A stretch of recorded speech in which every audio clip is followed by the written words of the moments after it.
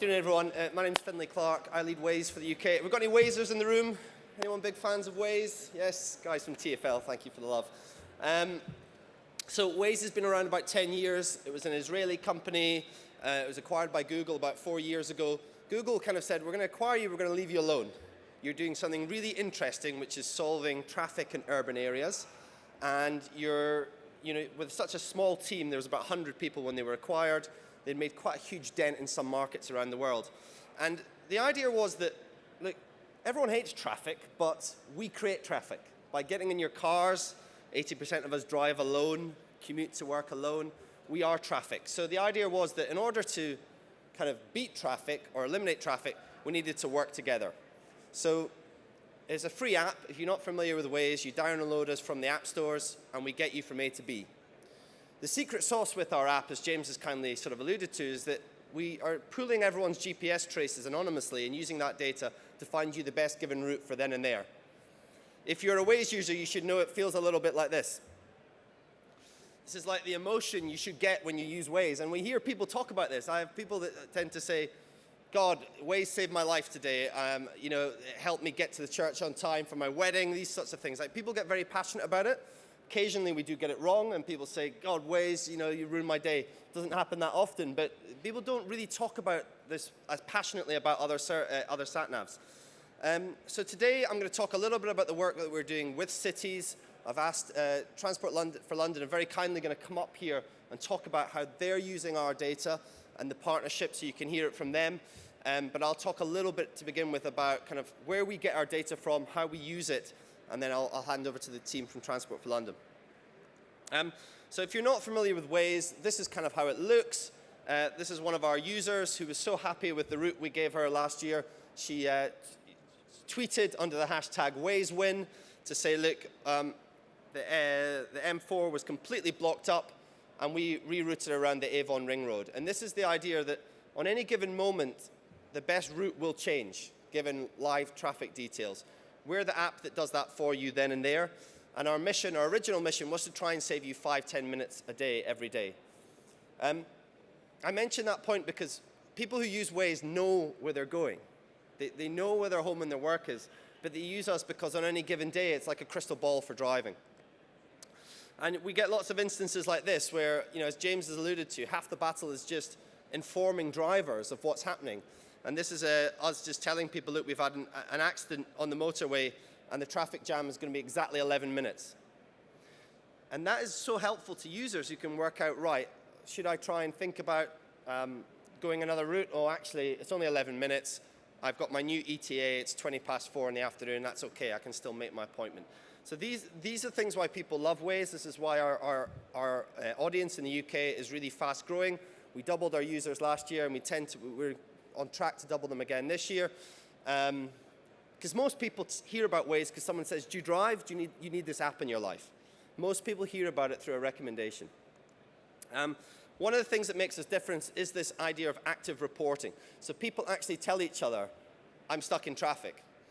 You know that moment when you're driving and you let someone out of a junction, you're being nice? This is like the digital equivalent of doing that, but you're actually helping the people behind you because we're using that information to potentially give them better routes. So we can report on where the police are, which actually encourages people to slow down, actually. So the police actually aren't always that, they don't mind that. It encourages safe driving. Hazards are very popular. To give you an idea of how many reports we get, just a straw poll, we've had two of the biggest days for alerts this year. We had 9th of January was London Tube Strike Day. End of February was Storm Doris. Anyone want to shout out what was the more prominent event for alerts on Waze? Tube strike or Doris? Anyone? This is hard work, this. Anyone? Doris? Tube strike? Tube strike 1 had 102,000 alerts on that day alone from our users. Storm Doris was about 101,000. So this is giving you an idea of the scale we have in the UK just on user alerts. To give you an idea, we are a global company. We have 90 billion monthly users across driving about 18 billion kilometers. So, as I said, Google Maps, who we have a good relationship with clearly, we do a lot of data share. It's a slightly different use case. Wazers tend to be driving regular. They are commuters. Google Maps is like your map for everything, Street View, places information, tends to be less regular driving. And we will only ever do driving. We're not going to go off and do public transport or anything like that. We're a driving app. We talk about community a lot at Waze. We're a community-based app. When we talk about that, I just want to give you an idea of what that means. If you just drive with the app on, you are a Wazer and you're sharing your GPS traces, and we can get a lot of good speeds. Clearly, a lot of people do that. If you report things like stuck in traffic or incident on the hard shoulder, those people, you get points for that. There's a gamification element of Waze, and you're rewarded for that. And the TfL guys will talk about how they use that data shortly. One of the secret sauces to Waze is that we have about 500,000 people around the world who, as their hobby, edit the Waze map. I want you to let that sink that in for a second. These people's hobby is to have a desktop version of Waze, and they update it. Many of them update it for 4 or 5 hours a day. This is their hobby is like altruism. They love seeing cities run as optimally as they could be. We host them once a year. We get them all together. They give us direct feedback on how they would like our product to be better, and they've got a direct line into us. We've even taken them in to see Transport for London, and I think Cindy will talk about that. These are the super users. Think about it as like Wikipedia, but for maps. And these guys are the guys making hundreds of thousands of edits. We love them. It's an intensive contribution. They're very passionate about maps. And the last bit we get our data from is with cities, like Transport for London. So Waze has been around a long time, and in the beginning, we got lots of instances like this, where people were like, they didn't like the way that Waze was routing people because we would try and spread traffic across the grid. We responded to that by working directly with transport authorities. It started off with 10 cities 3 years ago. It is now over 500 partners around the world. So we call this Connected Citizens. It is an opportunity for, effectively, cities to give us the information that we need to get it out to drivers at the moment they need it, and equally for us to give our sort of host pipe of data to organizations who can use that to make cities run quicker. So in the UK, we're working with Transport for London. We're also working with Oxfordshire County Council, who've got some very local issues around streets that were just simply not built to have as much traffic on them as they do. So what do you get being a Connected Citizens partner? It is a free two-way data exchange. This is quite an important point. It's not a commercial relationship in terms of charging for our data. We give it away to partners as a way to saying, we're really interested to see what you can do with our data. We've got all of this user-generated content, slow-down information, kind of like a hose pipe of real-time information. And equally, what we expect back is for you to tell us, where's all the construction? When are you having major traffic events? Where are they? We want to be able to have the most up-to-date app, so we're not the app that takes you down the bridge that's closed. Maps are really, really hard to do. And we know we can't do it alone, which is why we're really pleased to have 500 partners, and it's growing, and we host all these partners every year, and we get them to talk about how they're using the data. That's one of the most exciting parts of our business, to see how Rio are learning from Jakarta on how to actually solve traffic problems. So this is kind of how it looks. This is an example. Over the London Marathon, TfL shut 150 roads over 3 days. And we are making sure that that's representative in the app, but also that we're telling people who might live or work in the affected area what to expect and when. And this is just half the battle. If for someone like Transport for London, they, distribution-wise, is to try and get the information out to people on whatever app they're using. So that's why it's quite useful. We also do a lot of work with natural disasters.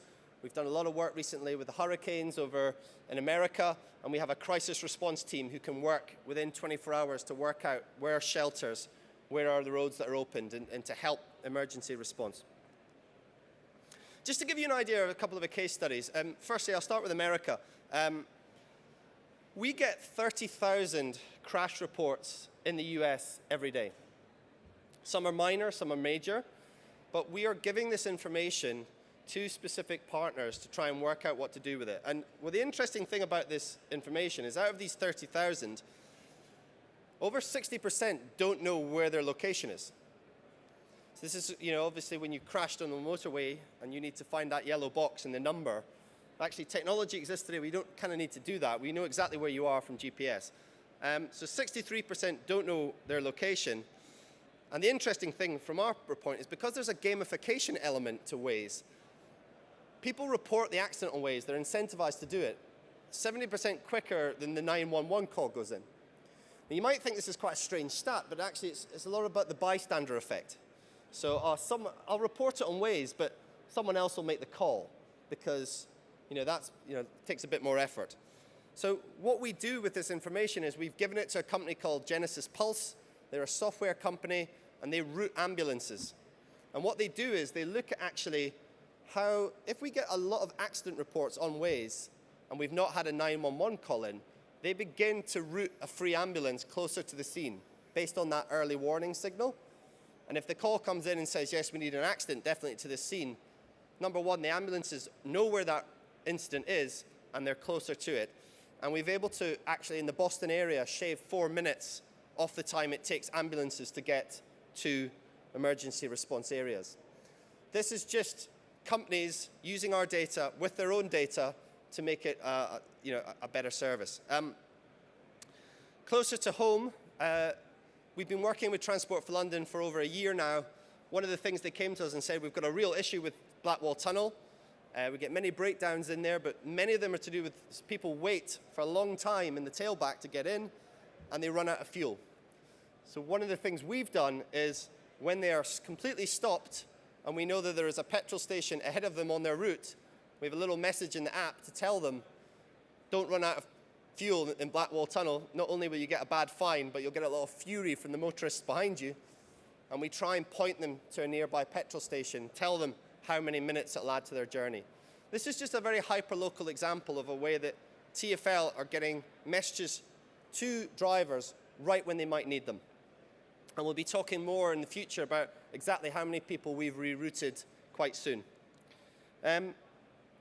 Just before I hand over to TfL, I just wanted to say probably the proudest thing we are at Waze are, with the data that we are actually providing to them is that Jason, who runs the LSTCC, the Surface Transport Control Centre in London, they are using Waze data as an early warning system.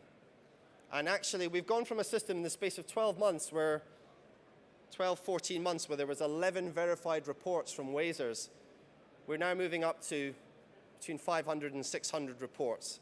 So these are things that they're responding to, and we are proving that actually crowdsourcing data from real drivers on the roads can have a real influence on how cities like London can work quicker, better, more optimally. So with that, I'm going to hand over to Transport for London to tell you a little bit more how they see it, and at the end we'll be back on to take some questions. So Jason, over to you. My name is Jason Diffenthal. I am the Operations Manager at the London Streets Traffic Control Centre. I'm here today with my colleague Cindy Fisher, who is our Traffic Manager in the Network Management Directorate, which is part of Surface Transport. What are we? I'll invite you to have a quick read of that there. It's our mission statement. It seems simple. Anyone who's been to London, anyone who's driven through London will understand that it's not. We have a control room in Southwark in central London. We work 24/7, 365 days a year, basically managing and keeping the network running. It's an immense challenge in London. We have 33 transport authorities, as well as Royal Parks and ourselves, that's 35 authorities. And we're trying to balance the priorities of all of those in managing the network. We're looking at, sorry, my screen just went blank there. We're looking at all modes of transport, not just traffic. We're looking at walking, cycling, bus transports, everything you can imagine on the road network we have a vested interest in. And our primary tool is to inform road users in real time about what is happening on the network. Sorry, that shouldn't be quite like that. I'll tell you what, I'll do it from my notes here. So how do we use crowdsourcing data in the real-time traffic management on the network? So as Finn mentioned earlier, we as Transport for London signed up with Waze to the Connected Citizens program in 2016.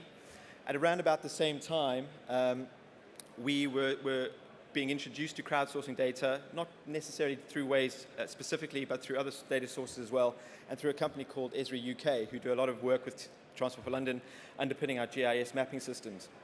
And at this time, the Waze information and the stuff that we were talking to Esri about was how do we develop a tool that takes this information and allows my guys and girls in the control room to manage the network in real time. So we developed what we call the incident detection tool.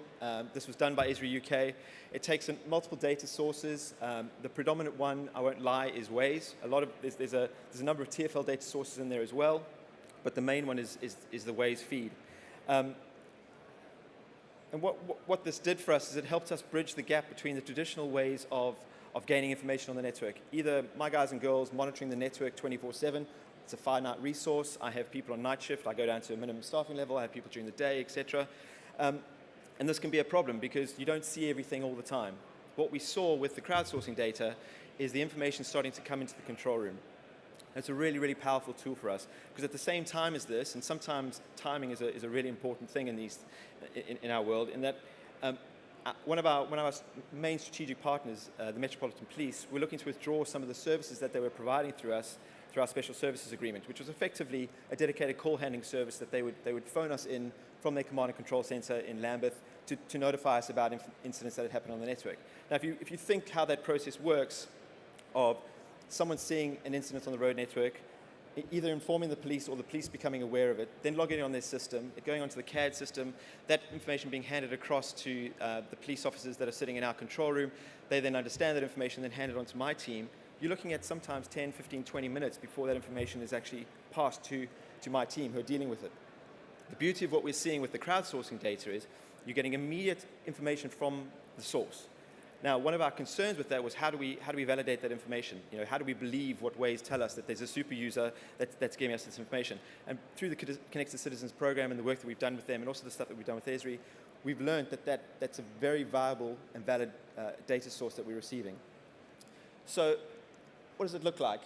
This is our colleagues from Esri are in the room today, and they've asked me to point out this isn't the final version. This is what it's going to look like. We have a very good version that looks something very similar to this.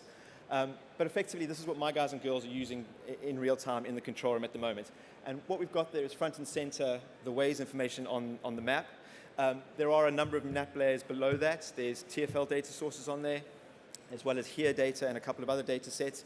And we're looking to broaden that out. There's bus information that we're looking to pull into from other parts of TfL that will give my guys and girls in real time an ability to validate some of the information and aggregate it as well. So you might be seeing something there, but you know, HERE data might be saying something else. Or if we look to introduce TomTom in the future, they're giving us a different sort of information.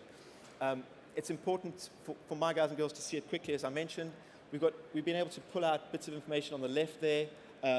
That is traffic accidents that are happening, so that's a really important piece for us. We want to know about that quickly. That's the one, number 7 in red. We've got the 42, which is the reported hazards. That could be water in the road. It could be a manhole cover that's loose. That's information that we're gathering from the Wazes, from the crowdsourcing data on the ground. There's a couple of other things. We've also got the pop-ups on the bottom right-hand corner, really important for my guys and girls. They could have upwards of 10 to 15 systems running at any one time.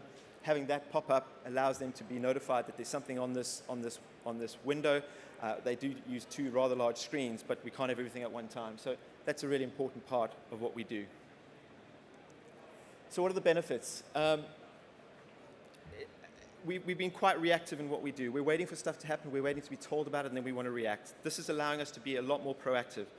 And it feeds into my Target 90 bullet at the bottom there, which is one of our key metrics in TfL, and what we're measured on in surface transport and the Network Management Directorate is respond, resolve, and recover. The quicker we learn about something or hear about something, the quicker we can respond to it, respond to it, the quicker we can resolve, the quicker we can recover. We work on a principle of, for every minute lost is about 10 minutes of time that it takes us to recover. So that's a really important part, and that 90 is based on 90 minutes. We want to resolve everything within a 90-minute period. Yes, there's going to be some outliers in there. If there's a fatality on the road, it might turn into an investigation or a crime scene. Those big-scale outliers we accept, but generally the principle is 90 minutes. and we unashamedly stole that from our London Underground colleagues who have a target 60 for the same principle. As I said, it was crowdsourced data for us for the first time. One of the other things is coverage in areas. So one of the great things with Waze is it allows us to see things where we don't have CCTV coverage. We have about 1,100 cameras in TfL that we use. We have about up to 4,000 through CCTV sharing agreements with other boroughs and other stakeholders. But the crowdsourcing information is really, really important in that. It allows us to see stuff on the ground that we can't validate visually, but with the work that we've done with them, we understand that this is real information that we can work on.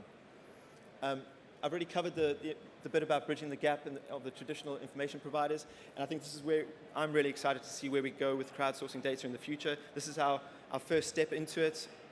I'm personally incredibly excited. It was when I presented it to my teams, there was some skepticism about it. It was another system that we're going to have to use, but as Finn said,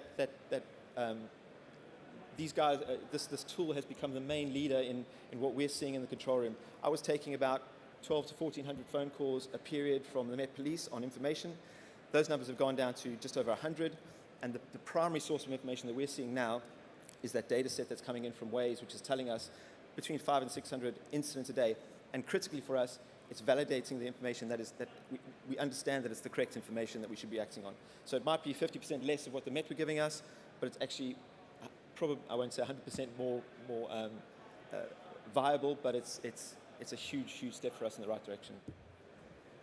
Hi everyone, I'm Cindy. I'm conscious of time, so I'm going to make this quick. I'm talking to you about the planning aspect of how we've been able to use the Waze data. So Jason's gone through how we've used it in real time. So as TfL, we've done a lot of customer research and found that people aren't coming to us for their roads traffic information. They tend to use sat-navs and nav apps like Finn mentioned earlier. And also, traditionally, we haven't had the information to understand what road users are doing, what their journeys are. So once we joined the Connected Citizens program, this was a huge opportunity for us to reach out to drivers and give them the information we want at the right time. So what I'm going to talk to you about today is the major traffic events. This has been something that we started using with Waze last year when we had the 3-month closure of Tower Bridge. Our modelers did the magic that they do, and they predicted that there was going to be a massive amount of disruption in London. So what we did was we spoke to Waze, and we asked them to create a major traffic event where we are able to put a closure onto the Waze map, and Waze will send notifications to drivers based on algorithms. They know this person will be driving through that area or should be driving through that area based on their journeys, and warn them about the closure that was coming up. After a couple of days, looking at the stats, we found that actually the disruption wasn't as large as what we thought it would be, and we believe that Waze had a major part to play in the fact that drivers were avoiding it, not being part of the problem. We've used the major traffic events for many other events. We've used them for Prudential Ride London, London Marathon, lots of different road closures, major works on the network, and it's proved really beneficial to us. We continue to use them for large events. I think New Year will be another one, the fireworks, etc. That's just what it looks like. The driver will get the message on the left. It'll pop up onto their phone, and then on the major traffic events map, you'll see on the picture on the right, there's more detail. For each day of the closure, whatever's going on, you can click on it. It'll show you which roads are closed and how it will impact your journey. Another aspect of the planning is, which Finn mentioned briefly, was the map editors. So we were looking at the Waze information and noticed this one name popping up over and over again of somebody entering information onto the map, and we thought, wonder who that is. So we spoke to Finn, and he was like, that is one of our map editors. He's really good. He loves doing his job. He's great at putting the information on. So we brought all the map editors in for London, brought them into the control center, showed them what we do, found out what they did. It was really, really interesting to understand how they used our data, what they found was useful, what we were putting out, was that helpful to them, what they were doing that was helpful to us. Helpful to us. So we've put together a little working group where they have a direct line into us and we have a direct line to them. They are able to put closures onto the map for us if we have anything that's going on that's major. For example, we're doing lots of works on cycle superhighways and junction closures and junction changes. We are able to now, well, what we're planning on doing is speak to our map editor, say, we've got a major junction improvement that's happening, the road layout's going to change massively. Can we give this to you? Can you put this on your map in advance? And then on the day of the junction change, they can push a button when it goes in, and we will have drivers using the correct routes rather than, which we had with Elephant and Castle, people were trying to go around a roundabout that didn't exist anymore. So we're hoping to avoid that in the future. This is just one of the many things that we're going to be working with the map editors on, and with Waze, and we're really excited about the future with Waze because it's been really, really helpful to us. So, thank you. So just to conclude, and I think we will have 5 minutes for questions. We at Waze, I attended this conference last year. I wasn't speaking, but I came to find out, and I could sense that there was a lot of people asking, about these big American companies that have so much influence on roads and road networks. So I wanted to come back today and talk about how we at Waze see ourselves in the ecosystem. We believe we have one of the richest transport data sets in the world, and we're happy to partner with companies who can say to us, we want to use this data to make local people's lives better. We are already impacting about 2 billion people around the globe from our partnerships with over 500 city and transport authorities, and we'd like to grow that in the UK and overseas. So I hope that's been interesting. I hope that's given you an insight into how we see the world and how one of our partners is using our data, and happy to take a couple of questions. Thanks very much. Isabel Liu, board member of Transport Focus. How do you validate the information you're getting to ensure its accuracy and also eliminate redundancies? So if you have, several motorists see an accident with a red car and a motorcycle, and they're all telling you this, and how do you, make it usable, digestible for yourselves? Yeah. So one of the things we do at Waze is if you're new to the platform, you're not actually allowed to make reports and things just yet. So you need to actually, if you download the app today and you'll find you're a baby Wazer, and you actually have limited kind of rights in our community. And the more things that you do, the more miles you drive with us, the more reports that you make that get thumbs up from other drivers, we give you more sort of status.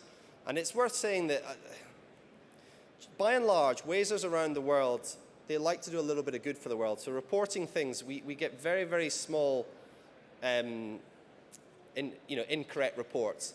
And also the other thing is, because we've got so many of them, that's kind of the extra bit that if in your example, if we've got all of a sudden 8 or 9 reports, then that's a real sort of big red flag going off in London, in Jason's world, for him to say, right, something has happened on this street, what should we do about it?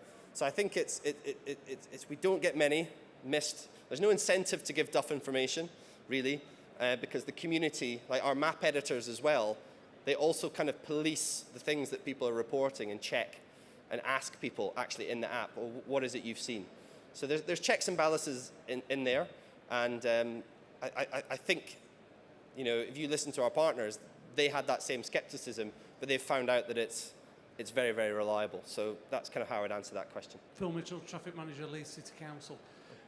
Any plans to have a version of Waze for heavy goods vehicles? Not at the moment. Simple answer being, we're quite a still small company within Google, and the ambition is to have as many people using our app as possible. HGVs have got specific needs, it's professional drivers. I mean, Waze can find you shortcuts and things, and we don't want HGVs trying to go down narrow lanes. So the big bet we're making at Waze at the moment is to launch a carpool service. That's where a lot of our engineering resource is. It's not coming to the UK anytime soon, but what we're trying to do is say, yes, we can find you shortcuts and save you 5-10 minutes, but actually there's too many cars on the roads, there's not enough roads. We actually need to take cars or get people to share cars. And we think in the next 10-15 years, there's going to be, before you just get into a car and say, drive me home, you're going to have many different transport options, and we will be an option for commuters.